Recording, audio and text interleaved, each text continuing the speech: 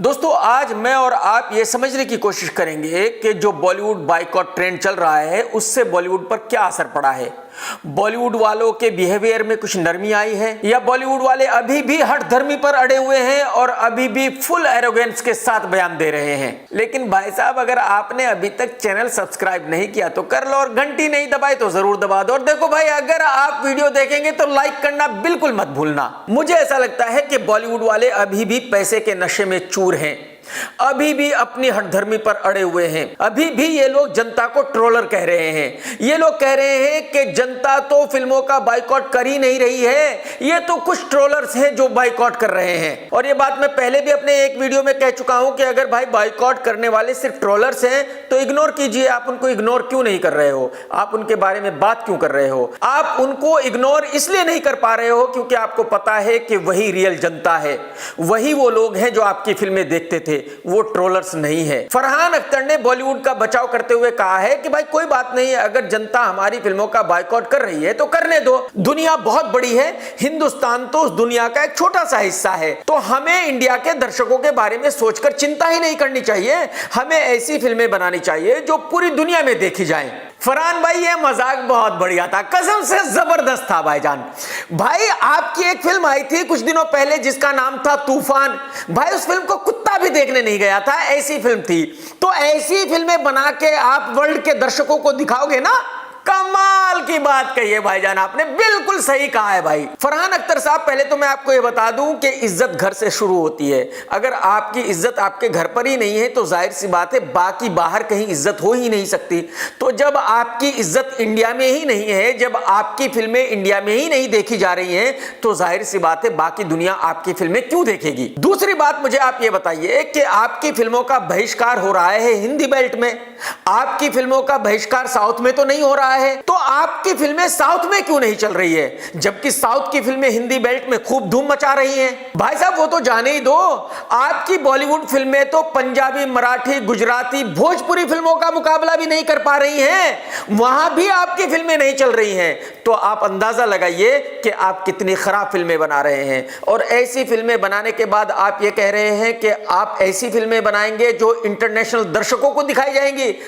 भाई बहुत बढ़िया मजाक किया आपने फरहान भाई, कसम से मजा आ गया भाई आपका मजाक सुन के। मेरा मशवरा यह है आपको भाईजान कि बहकी बहकी बातें करने से कोई फायदा नहीं है। जो हकीकत है उसको पहचानो, पब्लिक के सामने हाथ जोड़ो, पब्लिक से माफी मांगो कि भाई वाकई हमने खराब फिल्में बनाई हैं और आगे हम अच्छी फिल्में बनाएंगे। बस इसी में आप लोगों की भलाई है। और दोस्तों, अनुराग कश्यप और तापसी पन्नू के बयान के बारे में तो आपको पता ही है कि कैसे उन्होंने मजाक बनाते हुए ये कहा था कि हमारी फिल्म का भी बॉयकॉट करो, और पब्लिक ने उनकी फिल्म का बॉयकॉट कर दिया। दोबारा सुपर डुपर डिसास्टर हो गई। आजकल तो ऐसा लग रहा है हमारी पिक्चर अगर बॉयकॉट नहीं करी तो will feel out of place. तो प्लीज बॉयकॉट करते ना हमारी पिक्चर भी करना थोड़ी बॉयकॉट। अब ये भी जान लेते हैं कि पिछले 3-4 दिन के दौरान विजय एनाकोंडा ने क्या क्या बयान दिए हैं। एनाकोंडा का पहला बयान तो ये था, जरा सुन लीजिए। I think we're giving this too much attention. That is also true. I think so.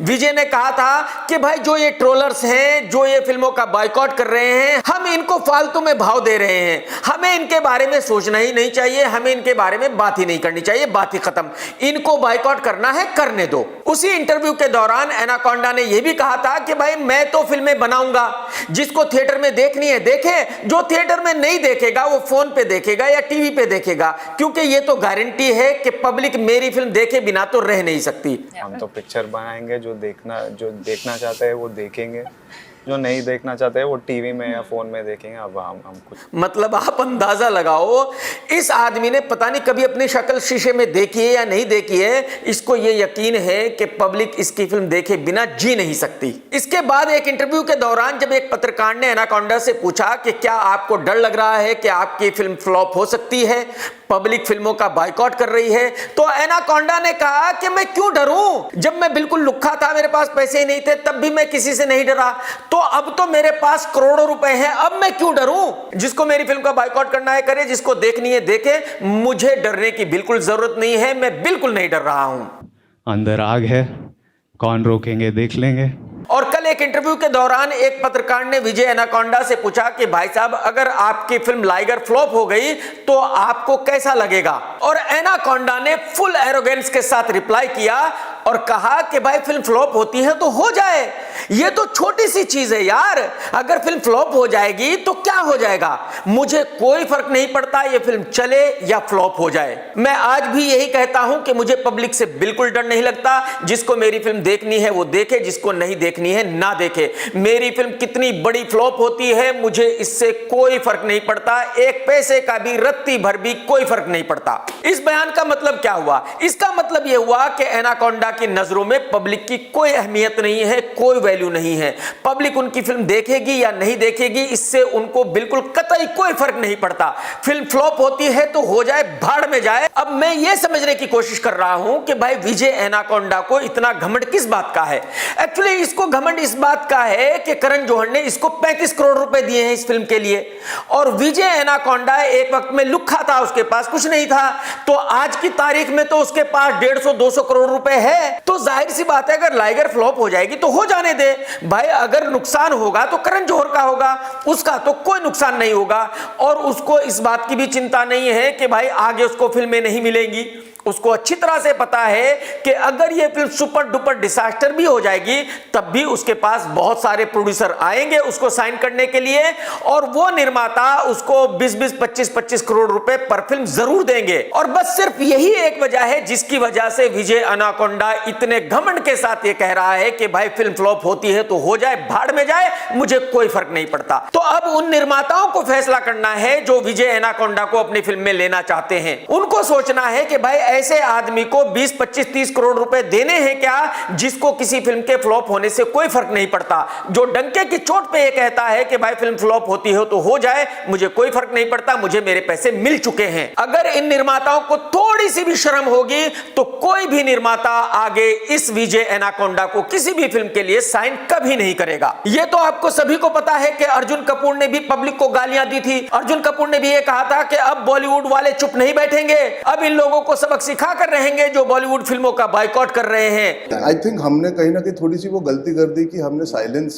रखा था, वो हमारी शराफत थी और उसका एक एडवांटेज लेगा कि हमारी कमजोरी। और ये भी आप सब लोगों को याद है कि करीना कपूर खान ने क्या कहा था। उन्होंने कहा था कि भाई जिनको हमारी फिल्में देखनी है देखे, जिनको नहीं देखनी है भाड़ में जाए, हमें कोई फर्क नहीं पड़ता। आप जा रहे हो ना फिल्म देखने तो मत जाओ, nobody has forced you। बस अर्जुन कपूर और करीना कपूर को फॉलो करते हुए आलिया भट्ट ने भी कुछ ऐसा ही बयान दिया है। If you don't like me, don't watch me. I can't help it. वही आलिया भट्ट जिनकी फिल्म ब्रह्मास्त्र अगले फ्राइडे को रिलीज होने वाली है, उन्होंने कहा है कि भाई मुझे इससे कोई फर्क नहीं पड़ता कि पब्लिक मेरे बारे में क्या सोचती है, जिनको मेरी फिल्में देखनी है वो देखे और जिनको नहीं देखनी है ना देखे। मैं बिल्कुल इस बात से नहीं डरती कि कौन कौन मेरी फिल्म को देखेगा और कौन मेरी फिल्म का बहिष्कार करेगा। तो इन सभी बॉलीवुड वालों के इन सारे बयानों को सुनने के बाद मेरी समझ में यह आया है कि बॉलीवुड वालों का घमंड अब तक टूटा नहीं है। बॉलीवुड वाले अभी भी अपने पैसे पर इतरा रहे हैं और बॉलीवुड वाले अभी भी जनता को कीड़ा मकोड़ा समझ रहे हैं। इतना सब कुछ होने के बावजूद भी बॉलीवुड वाले पब्लिक को भाव देने के लिए तैयार नहीं है, पब्लिक को धमका रहे हैं और पब्लिक को यह कह रहे हैं कि भाई आपकी मर्जी है, हमारी फिल्में देखनी है देखो, नहीं तो भाड़ में जाओ। तो मेरे ख्याल में जनता को एक साथ आना पड़ेगा, जनता को इनकी फिल्मों का पूरी तरह बहिष्कार करना पड़ेगा और जनता को इन लोगों को सबक सिखाना पड़ेगा। जनता को इन लोगों को यह साबित करके बताना पड़ेगा कि देखो भाई, अगर आप जनता को कीड़ा मकोड़ा समझ रहे हो तो आप बहुत बड़ी गलती कर रहे हो। यह जनता ही है जो आपकी फिल्मों को हिट और फ्लॉप कर सकती है। टेक केयर दोस्तों, जय हिंद, वंदे मातरम, सत्यमेव जयते।